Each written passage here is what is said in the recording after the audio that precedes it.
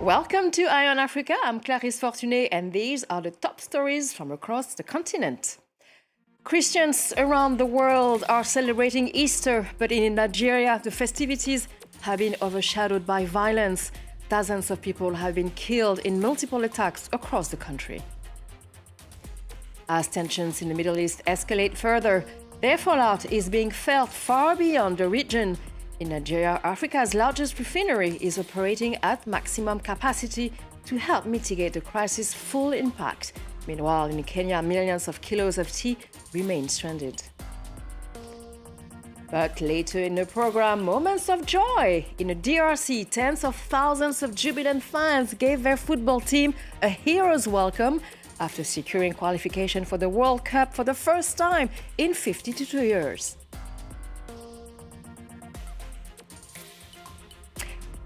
There is confusion over the fate of more than 30 worshippers abducted from a church in northern Nigeria during Easter service on Sunday. The military and the community are giving conflicting accounts concerning their whereabouts. The attack on the church is among the violent incidents recorded during the Easter weekend, with gunmen killing at least 27 people in parts of the country. The persistent killings by armed groups in Nigeria have prompted calls on the government to do more to protect the citizens. Sam Olukoya reports from Lagos. A few hours after gunmen abducted more than 30 worshippers from a church in Ariko, Kaduna State, in north-central Nigeria, the army issued a statement saying it rescued 31 of them. The army said their rescue followed a shootout with the gunmen. The community, however, denied this claim, saying the worshippers are still in captivity. The community accused the military of issuing false and misleading information, warning that false reports of this nature can create unnecessary confusion and give families false hopes. The military has yet to officially respond to the denial. At least 5 people were killed during the attack on the church. The attack is one of 3 incidents over the Easter weekend, during which at least 27 people were killed. In Benue State, gunmen killed 17 villagers during an attack as people celebrate Easter Sunday. On Saturday, jihadists killed 5 people, including 4 policemen, in an attack in Borno State. These incidents are the latest in a series of mass killings carried out in recent months by jihadist groups and other armed groups, especially in northern Nigeria. There are growing calls on the Nigerian government to stop the persistent bloodshed. Iran has rejected the latest ceasefire proposal, insisting instead on a permanent end to the war. The move comes as a deadline set by Donald Trump looms, with Washington warning Tehran to reopen the Strait of Hormuz or face potential strikes on key infrastructure. Meanwhile, the fallout is being felt far beyond the region. In Nigeria, Africa's largest refinery has increased exports of gasoline and urea to African countries hit by supply disruptions. Its owner, Aliko Dangote, said the refinery, which is operating at its maximum capacity, has helped cushion the full impact of the crisis, both in Nigeria and across the continent. And in Kenya, millions of kilos of tea remain stranded in Mombasa, threatening exports and the livelihoods of farmers. The war has led to widespread disruption to global shipping, with major carriers suspending movements through the Strait of Hormuz and Bab el-Mandeb Strait, rerouting vessels around Africa and imposing emergency surcharges across the region. Kenya exports an average of 100 million of kilos of tea annually to the Middle East markets. Clemence tells the story. These Kenyan tea leaves have become the latest collateral victims of the U.S.-Israeli war on Iran. Since the closure of the Strait of Hormuz at the end of February, millions of kilos of the precious produce have been piling up in warehouses across the country with nowhere to go. And the cost is a heavy one. According to the managing director of the East African Tea Trade Association, since the 1st of March, losses are steeping at around $8 million per week. The Middle East takes an average of 20-25%, buys an average of 20-25% from this auction. And Pakistan, which also neighbors Iran, buys 40%. So we are talking about a market share of 65%. So should this war continue, then the impact the negative consequences will be more severe. Kenya exports an average of 100 million kilograms of tea annually to the Middle East market. The disruption of global shipping routes have forced vessels to reroute around Africa's Cape of Good Hope, driving up freight and insurance costs. And exporters are not the only ones paying the price.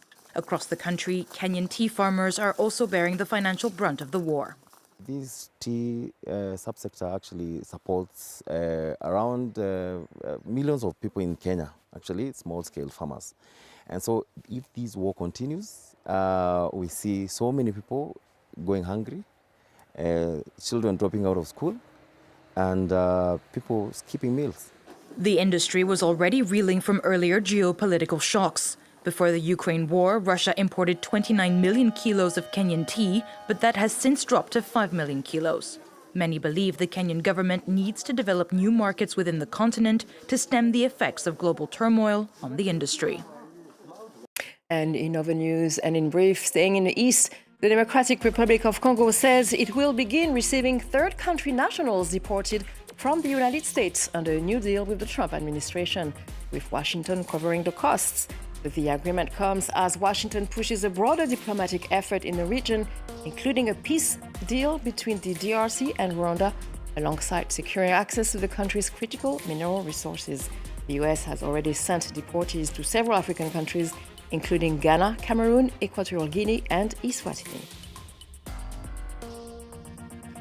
Cameroon's President Paul Biya, the world's oldest leader, is set to get a deputy for the first time in his 4-decade rule. The parliament overwhelmingly approved a constitutional amendment to reintroduce the position of vice president that was scrapped in 1972. The government says the measure will ensure continuity, but for the opposition, it will consolidate executive power. The bill stipulates that the vice president will automatically assume the presidency if President Paul Biya dies, resigns, or becomes incapacitated. Torrential rains have swept across Angola, flooding over 4,000 homes. At least 29 people were killed and 17 others injured. Flash floods inundated streets and damaged infrastructure in the capital Rwanda and the southern city of Benguela on the country's Atlantic coast.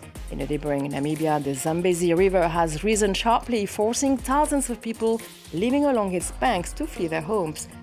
Water levels reaching about 6.8 meters, well above the usual 4 meters. Now we head to South Africa, where the government has deployed 2,200 soldiers alongside the police in 5 provinces for a period of 1 year to combat gangs and organized crime. One of the hardest hit cities is Cape Town, where local initiatives are now emerging. Mothers are taking action, organizing neighborhood watch groups to protect their community and its residents. Good morning. Armed with a flashlight and a fluorescent yellow vest, Carol joins her colleagues for their morning patrol. She is part of a community initiative made up of mothers and residents who patrol the streets of her neighborhood, Mitchell's Plain in Cape Town, which is plagued by gang violence. Their goal, to reassure residents and prevent potential fights. In the Cape Village, there is numerous killings every day. It's now too much. And it's like they fighting for territory. Another goal of the patrol, engaging with young people. Whatever you want to do, that's not allowed on the street, you do it at your home. And we talk to them, sometimes in a harsh way, and sometimes we come with a motherly way. But yes, we do get what we want to get across to them. To combat the surge in organized crime and gang violence, 90 soldiers were deployed to Mitchell's Plain last week to assist the police. In total, 2,200 soldiers have been mobilized across the country's 5 most affected provinces for a period of 1 year. While many were pleased to see them, the initiative has left some in doubt, such as Pastor Craven Engel. Together with his congregation, he has been fighting for years against teen recruitment into gangs. He doubts the soldiers' effectiveness.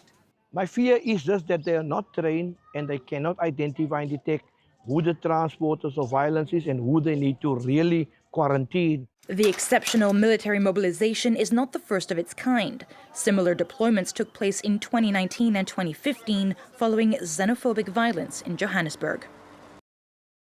And as promised, a bit of optimistic joy. The DR Congo's national football team, the Leopards, received a hero's welcome in Kinshasa on Sunday, days after securing qualification for the World Cup. The nation divided by conflict celebrated in a rare moment of collective joy after waiting for 52 years for the country to head to the world stage.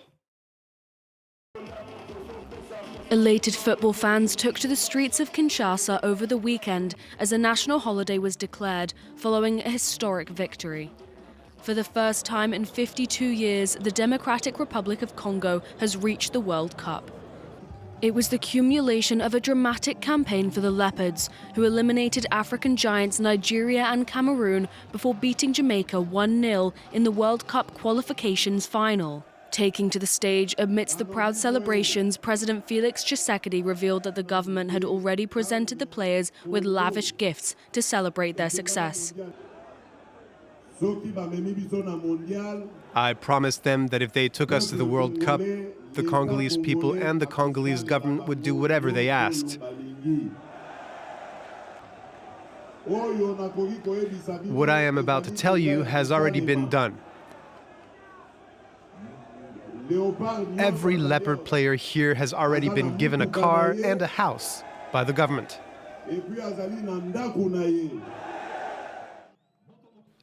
President Tshisekedi's tribute comes as the country seeks a moment of unity. The Democratic Republic of Congo has been battered by decades of conflict, with fighting escalating early last year. As a result, the players have emerged as true national heroes. But first of all, I want to say thank you, because it's been 52 years. And thanks to the head of state, we, the children, have had this opportunity to fight for our country. The sacrifices have finally paid off. The decades-long wait is over. The Congolese Leopards will begin their World Cup journey against Portugal this June. Well, a house and a car for the Leopards. Well, congratulations again. And that's it for this edition of Eye on Africa. Thank you for watching.